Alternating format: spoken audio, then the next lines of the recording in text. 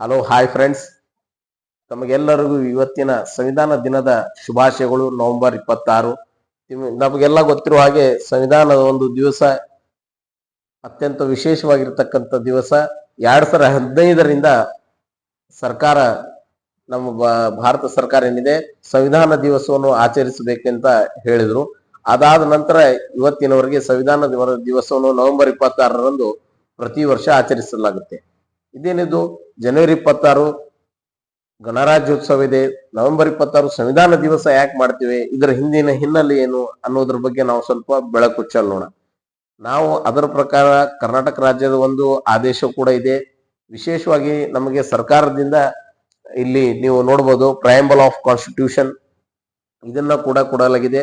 ಇದನ್ನ ನಾವು ಓದುವುದ್ರ ಮೂಲಕ, ಶಪಥ ಮಾಡುವುದ್ರ ಮೂಲಕ ನಮ್ಮ ಇಂದಿನ ಒಂದು ಸಂವಿಧಾನ ದಿವಸವನ್ನು ನಾವು ನಮ್ಮ ಒಂದು ಆಸ್ಪತ್ರೆಯಲ್ಲಿ ಆಚರಿಸಿದ್ದೇವೆ.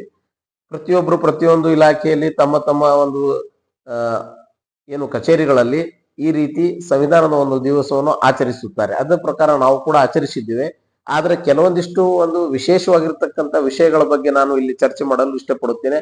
ಅದರ ಸಲುವಾಗಿ ಸ್ನೇಹಿತರೆ, 1946ರಂದು ಅಂದ್ರೆ ಬಿಫೋರ್ ಇಂಡಿಪೆಂಡೆನ್ಸ್, ನಮಗೆ ಸ್ವತಂತ್ರ ಸಿಗುವುದಕ್ಕಿಂತ ಪೂರ್ವದಲ್ಲಿ ನಮ್ದು ಒಂದು ಸಂವಿಧಾನದ ಒಂದು ಸಮಿತಿಯನ್ನು ಆರಂಭಿಸಲಾಯಿತು. ಆ ಸಂವಿಧಾನದ ಒಂದು ಸಮಿತಿಯಲ್ಲಿಪ್ಪ ಅಂದ್ರ ಆ ಬ್ರಿಟಿಷರ ಒಂದು ಕಾಲಮಾನದಲ್ಲಿ 389 ಅಸೆಂಬ್ಲಿ ಕಾನ್ಸ್ಟಿಟ್ಯೂನ್ಸೀಸ್ ಇದ್ದು, ಆ 389ರಲ್ಲಿ ಕೆಲವೊಂದಿಷ್ಟು ಆ ಏನು ರಾಜರು ಒಂದು ಆಳ್ವಿಕೆ ಇತ್ತು. ಆ ರಾಜರ ಆಳ್ವಿಕೆ ಮುಖಾಂತರ ಕೆಲವೊಬ್ರು ಅಸೆಂಬ್ಲಿ ಮೆಂಬರ್ಗಳಾಗಿದ್ದರು ಮತ್ತು ಬ್ರಿಟಿಷರ ಒಂದು ಕಾಲಮಾನದಿಂದ ಮತ್ತು ಹೋರಾಟಗಾರರು, ನಮ್ಮ ಸಂವಿಧಾನದ ಹೋರಾಟಗಾರರಲ್ಲಿ ಅಥವಾ ನಮ್ಮ ಸ್ವತಂತ್ರ ಹೋರಾಟಗಾರರಲ್ಲಿ ಅವರಲ್ಲಿ ಕೂಡ ಕೆಲವೊಬ್ರು ಅಸೆಂಬ್ಲಿ ಮೆಂಬರ್ಸ್ಗಳಾಗಿದ್ದರು. ಇವರೆಲ್ಲರೂ ಕೂಡ ಬಿಫೋರ್ ಇಂಡಿಪೆಂಡೆನ್ಸ್ ಒಂದು ಇರ್ತಕ್ಕಂತ ಒಂದು ಸಮಿತಿ ಇದು ರಚನೆ ಆಗಿತ್ತು. ಬಟ್ ಆಫ್ಟರ್ ಇಂಡಿಪೆಂಡೆನ್ಸ್ 1947 ನಂತರ ಅದು 380ರಿಂದ ಡೌನ್ ಆಗಿ 200ಕ್ಕಿಂತ ಸ್ವಲ್ಪ ಮಟ್ಟಿಗೆ ಸಮಿತಿ ಒಂದು 13 ಡಿಸೆಂಬರ್ 1946ರಂದು ಏನ್ ಮಾಡಿದ್ರು, ಜವಾಹರ್ಲಾಲ್ ನೆಹರು ಅವರು ಸಂವಿಧಾನ ರಚನಾ ಸಭೆಯಲ್ಲಿ ಒಂದು ಧ್ಯೇಯವನ್ನು ನಿರ್ಣಯ ಮಾಡ್ತಾರೆ. ಅದೇ ರೀತಿ ಇದು ಕೊನೆಯದಾಗಿ ಈ ಒಂದು ಜನವರಿ 22, 1947ರಂದು ಈ ಸಭೆ ಒಂದು ನಿರ್ಣಯವನ್ನು ಅಂಗೀಕಾರ ಮಾಡುತ್ತೆ. ಅದರಲ್ಲಿ ಪ್ರಮುಖವಾಗಿ ಕರಡು ಸಮಿತಿಯ ಒಂದು ಅಧ್ಯಕ್ಷರಾಗಿ ಡಾಕ್ಟರ್ BR ಅಂಬೇಡ್ಕರ್ ಅವರು ಇರ್ತಾರೆ. ಡಾಕ್ಟರ್ ರಾಜೇಂದ್ರ ಪ್ರಸಾದ್ ಅವರು ಕೂಡ ಇರ್ತಾರೆ. ಒಂದು ಅಸೆಂಬ್ಲಿ ಪ್ರೆಸಿಡೆಂಟ್ ಆಗಿ ಡಾಕ್ಟರ್ ರಾಜೇಂದ್ರ ಪ್ರಸಾದ್ ಅವರು ಇರ್ತಾರೆ. ಬಟ್ ಕರಡು ಸಮಿತಿ ಏನಿದೆ, ಪ್ರಮುಖವಾಗಿರ್ತಕ್ಕಂಥ ಸಮಿತಿ, ಈ ಸಂವಿಧಾನದ ಇಡೀ ಒಂದು ರಚನೆಯಲ್ಲಿ ಅತ್ಯಂತ ಪ್ರಮುಖವಾಗಿ ಕಾರಣೀಭೂತರು ಯಾರಪ್ಪ ಅಂದ್ರೆ ನಮ್ಮ ಡಾಕ್ಟರ್ BR ಅಂಬೇಡ್ಕರ್ ಅವರು. ಅವರಿಂದಲೇ ಇದು ಸಂವಿಧಾನವು ಅತಿ ಒಂದು ಇಷ್ಟೊಂದು ಉತ್ತಮವಾದ ರೀತಿಯಲ್ಲಿ, ಇಷ್ಟೊಂದು ಜಗತ್ತಿನಲ್ಲಿ ಅತಿ ದೊಡ್ಡ ಸಂವಿಧಾನವನ್ನು ರಚನೆ ಮಾಡಿ ಇಲ್ಲಿ ಇರ್ತಕ್ಕಂಥ ಈ ದೇಶದ ಕಟ್ಟ ಕಡೆಯ ಒಬ್ಬ ವ್ಯಕ್ತಿಯು ಕೂಡ ಅವನ ಹಕ್ಕುಗಳು, ಮೂಲಭೂತ ಹಕ್ಕುಗಳು ಸಿಗಬೇಕು ಅನ್ನುವಂತ ರೀತಿಯಲ್ಲಿ ಉತ್ತಮವಾದ ರೀತಿಯಲ್ಲಿ ರಚನೆ ಮಾಡಿದ್ದಾರೆ. ಕೆಲವೊಬ್ರು ಹೇಳ್ತಾರೆ ಯಾಕಂದ್ರೆ ಅವ್ರು ತಮ್ಮ ಹೆಸರನ್ನು ಮಾಡಿಕೊಳ್ಳಲು BR ಅಂಬೇಡ್ಕರ್ ಅವರು ಇದಕ್ಕೆ ಸಂಬಂಧ ಇಲ್ಲ, ಬಹಳಷ್ಟು ಜನ ಇದ್ರು ಅಂತ ಇದ್ದರು, ಬಹಳಷ್ಟು ಜನ. ಆದ್ರೆ ಪ್ರಮುಖವಾಗಿ ಕರಡು ಸಮಿತಿ ಏನಿದೆ ಅದೇ ಅತ್ಯಂತ ಪ್ರಮುಖವಾಗಿರ್ತಕ್ಕಂತಹದ್ದು.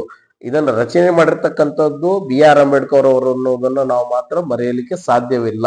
ಇದನ್ನು ನಾವು ಯಾರೇ ಹೇಳಿದ್ರು ಕೂಡ ಅಲ್ಲಗಳೆಯಲಿಕ್ಕೆ ಸಾಧ್ಯವಿಲ್ಲ.